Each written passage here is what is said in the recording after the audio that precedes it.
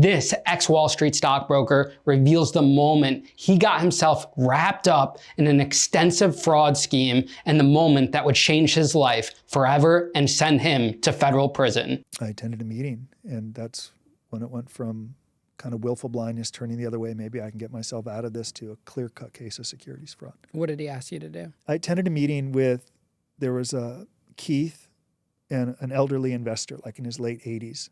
And he asked me to attend the meeting. And before the meeting started, I knew that Keith's hedge fund had less than $1 million in it. And the meeting opened by this elderly investor, had like an advisor there. And the advisor said to Keith and me, hey, do you think an elderly investor should have $3 million in a basket of growth stocks? And it's like, wait a second. Right before the meeting started, I saw that his hedge fund had less than $1 million. And this guy thinks he has $3 million. And I later learned that that money had been lost for years. Years before Keith ever hired me, he'd been working with this elderly investor.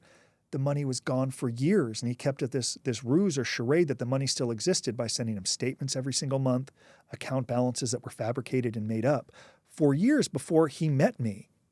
So at this meeting, Keith wanted me there to provide comfort, to give him credibility or credence he had not earned. So the advisor looks at me, says, do you think he should have $3 million in stocks? And I'm like, this is really uncomfortable. Like, what am I got a tea time somewhere. Like, what am I doing here? And I immediately, instead of ending the meeting or getting out, say, no, he's a crook. What are you talking about? There's less than $1 million in the hedge fund. What are you talking about? That would have protected me.